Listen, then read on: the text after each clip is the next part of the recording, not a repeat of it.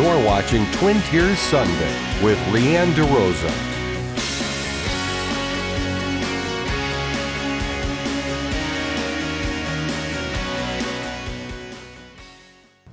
Welcome to Twin Tiers Sunday. I'm your host, Leanne DeRosa. Today, I'm touring around Elmira and learning all about its rich history. Did you know some people call this Mark Twain country? Mark Twain is just one of the many famous figures who's tied to this area. And today, we're going to learn about his story and explore some of the city's historical highlights. So join me aboard the Mark Twain Trolley. Let's go.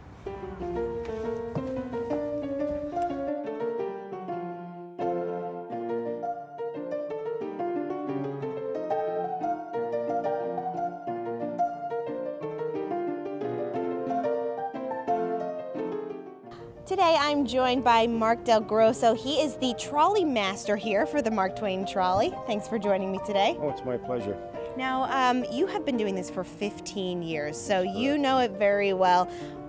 Let's start off with Mark Twain. What ties Mark Twain to Chemung County, to Elmira in general? This was Mark Twain's summer home in the 1870s, 80s, and 90s. He actually spent more than 20 summers here.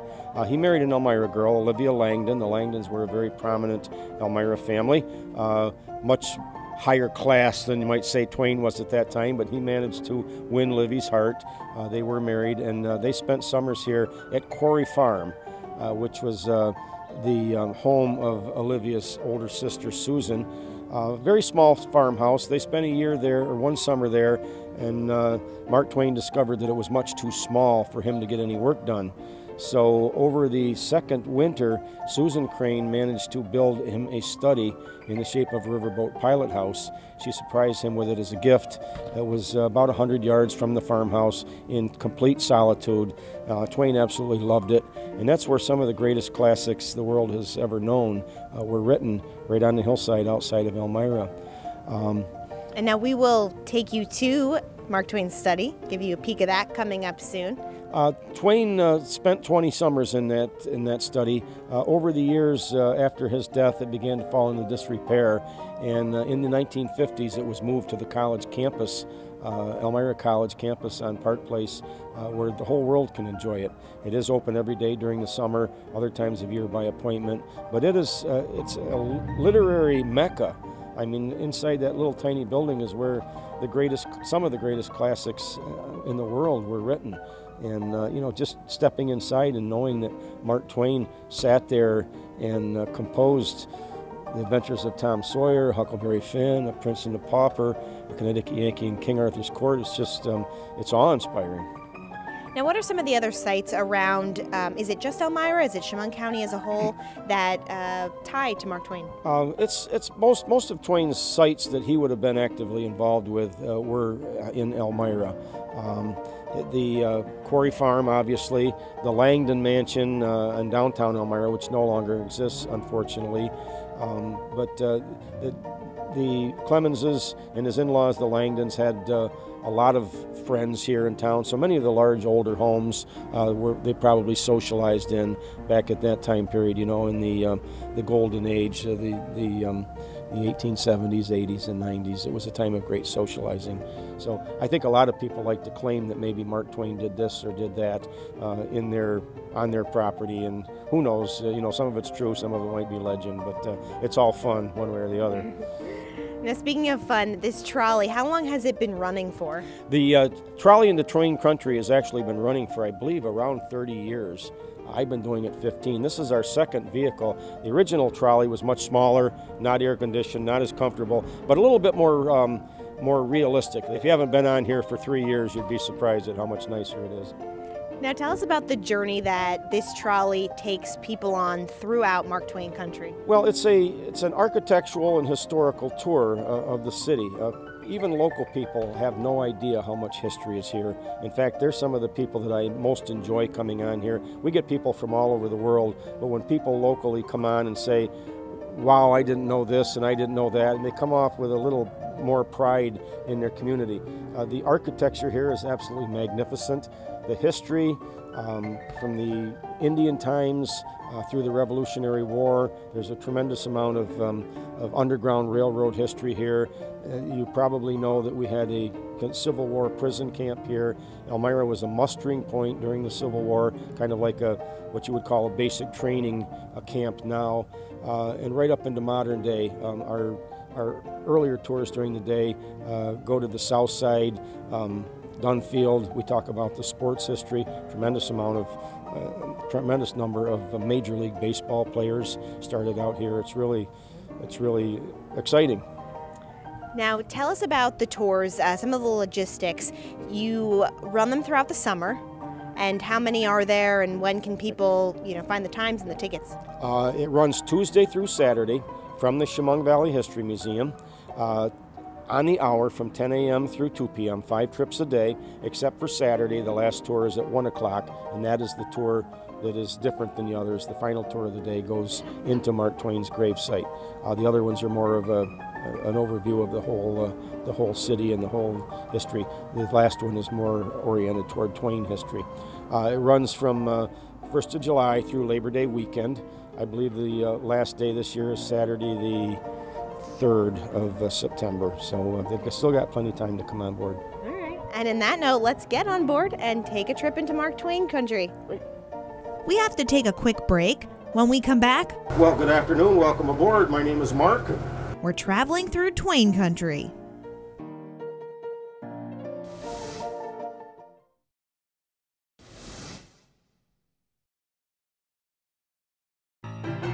All aboard the Mark Twain trolley. Today, we're traveling through Elmira to see what ties the famous author to our neck of the woods. Well, good afternoon. Welcome aboard. My name is Mark. On behalf of the Chemung Valley History Museum, the Chemung County Chamber of Commerce, and TLC Limo, we'd like to welcome you to Chemung County, Mark Twain country, and Old 73. These hour rides offer more than just the story of Mark Twain. They take you past some of the historical highlights in Elmira, too. From the county courthouse, which was built during the Civil War, to art museums, churches with ties to the Underground Railroad, some of Elmira's old Victorian homes, and much more.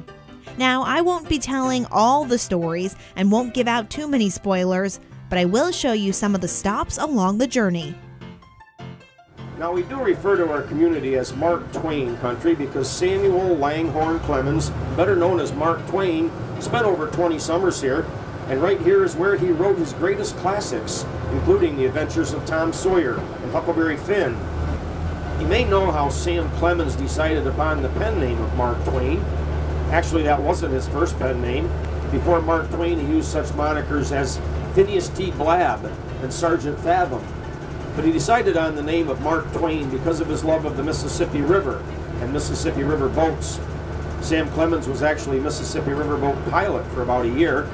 Well, a riverboat has a flat bottom that allows it to travel in very shallow water. An empty riverboat only needs about 6 feet of water. Even when fully loaded, they only require about 12 feet.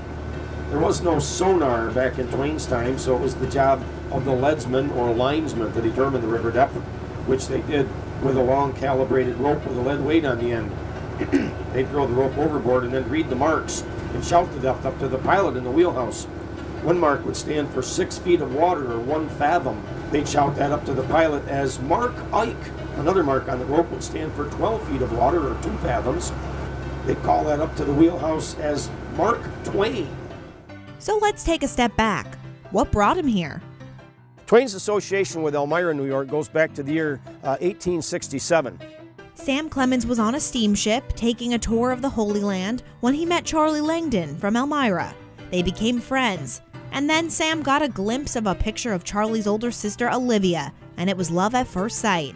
When they got back to New York, Sam finagled his way up to the southern tier to meet the family.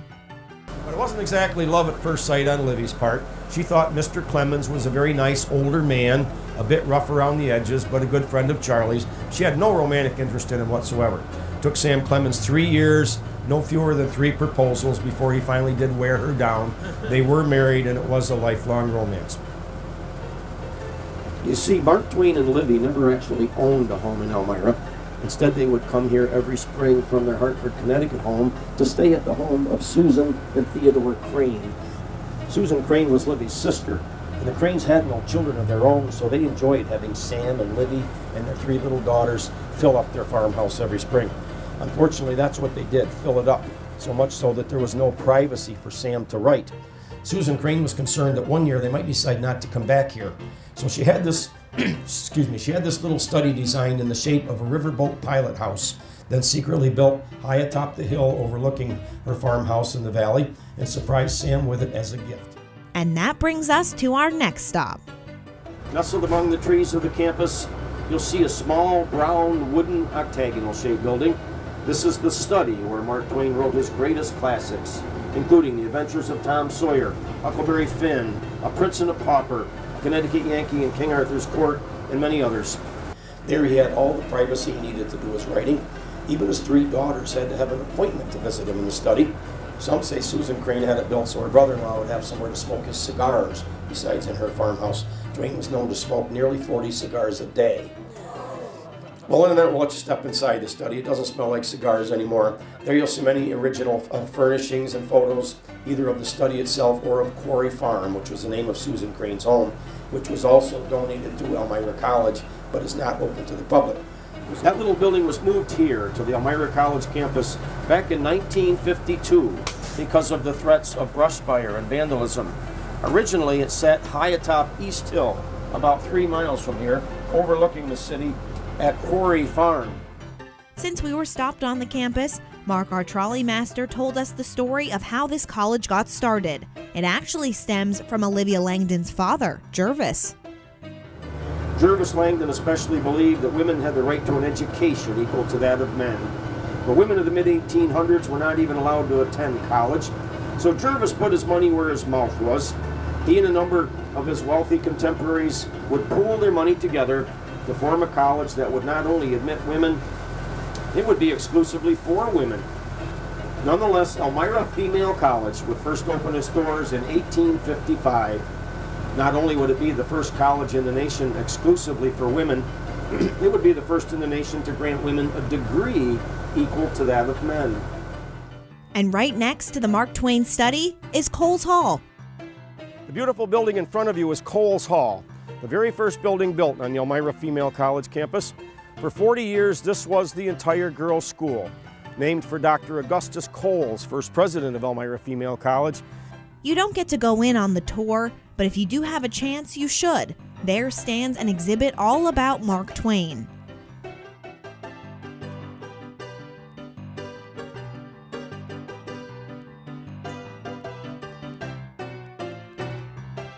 But now it's time to hurry back on the bus because there's plenty more to explore in Mark Twain country, including his gravesite. We'll get to all of that when we come back. Stay with us.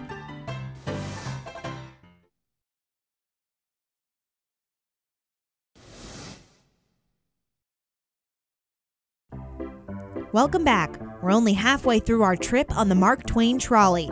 After stopping by the Elmira College campus to see his study, it was back on the bus. Also coming up momentarily on the left, we'll be passing by Woodlawn Cemetery, the area's largest cemetery with over 90,000 graves.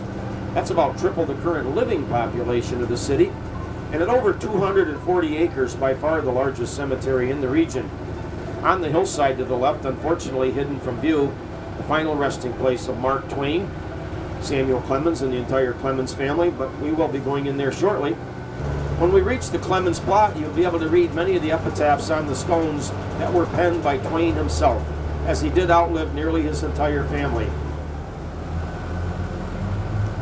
Ladies and gentlemen, before you lie the remains of Samuel Langhorne Clemens, known to the world as Mark Twain.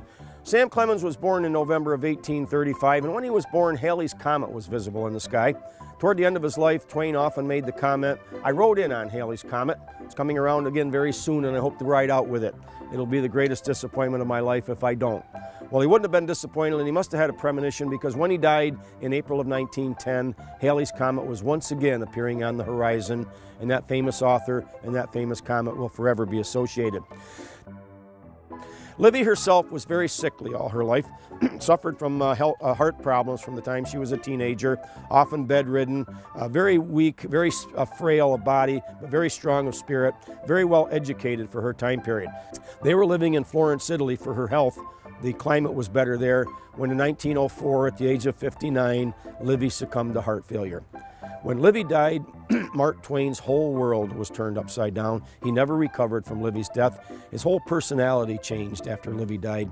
Gone were the lighthearted writings of his earlier years. His works became very somber and morbid. He became basically a very bitter, broken old man for the remainder of his life.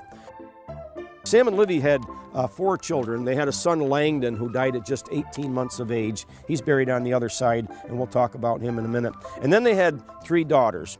Their oldest daughter, Susie, lived to be just 23 years old. Susie was staying here in Elmira at Quarry Farm with her Aunt Susan while Sam and Livy were traveling throughout Europe on one of his world lecture tours. Susie became ill while here in town and was taken back to their Hartford, Connecticut home, where she died of spinal meningitis before Sam and Livy could reach her. Their youngest daughter, Jean, suffered all her life from epilepsy. You can see what a tragic family this really was. Jean was living with Mark Twain at his final home in Reading, Connecticut, when on Christmas Eve of 1909, at the age of 29, Jean drowned in the bathtub while suffering an epileptic seizure. When Jean died, Twain did not even return to Elmira with her body for her burial. He said he couldn't deal with it, but he himself would be returned just 4 months later in April of 1910, when at the age of 74, he would succumb to heart failure. The only one of his entire family who would outlive Mark Twain was his middle daughter, Clara. Clara lived to a ripe old age of 88. She died in the 1960s. She was a concert singer. Her husband, she married an Austrian composer by the name of Osip Gabrilowitsch. He was the conductor of the Detroit Symphony. They lived in Detroit most of their life. Osip absolutely adored his father-in-law and requested that when he died, he be buried at the feet of Mark Twain. And that's why his grave is located where it is. After Osip died, Clara had this monument erected to her father and her husband. This is the monument I told you is exactly 12 feet tall, which is 2 fathoms, which is Mark Twain in height. Now, Osip and Clara had one daughter, Nina. Nina Gabrilowitsch never married and never had children, so Mark Twain's family bloodline ended in 1966 when Nina died of a drug overdose.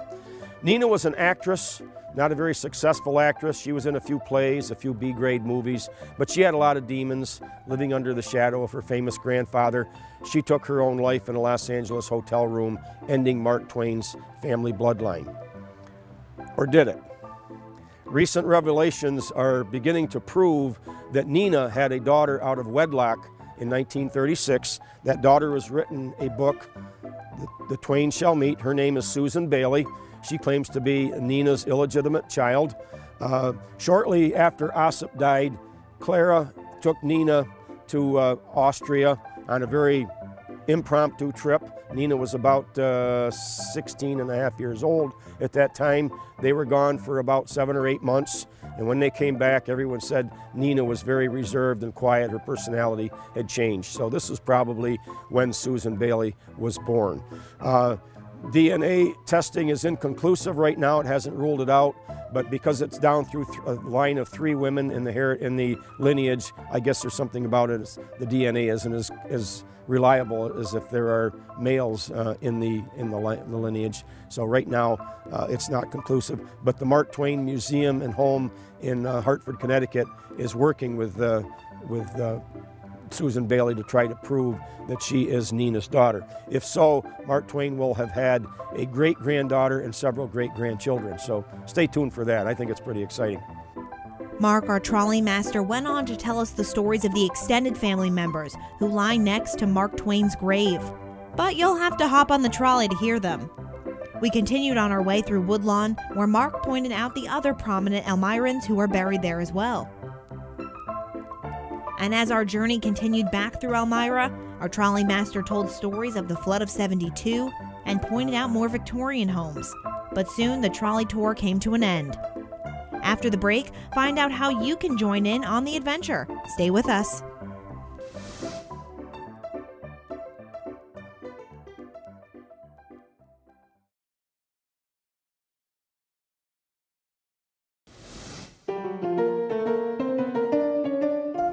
Well, Mark, the trolley master, just gave us a wonderful tour throughout Elmira. Thank you so much. Well, thank you. I enjoyed it. Now, how can people at home, hop on board and take the trip with you? Tours run Tuesday through Saturday, now through Labor Day weekend, which I believe is Saturday, September 3rd, on the hour from 10 a.m. through 2 p.m.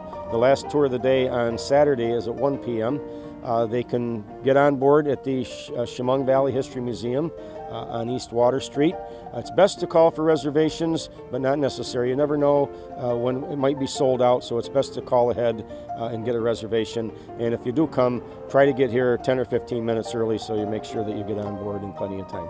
Wonderful. Now, really quickly, what do you think people love most about this trolley ride, and why should people at home hop on board too? We just have so much history here. It's called the Trolley into Mark Twain country, but there's so much history. It, of course, centers on Mark Twain, but there's so much more here to learn than Twain himself. All right, well, you heard the man. Hop on board. Come discover the rich history that's right here in Chemung County and in Elmira. Now, that does it for us today on Twin Tier Sunday. Thanks so much for joining us on the ride. Let's go hop on. We'll take another Let's go. ride around the block.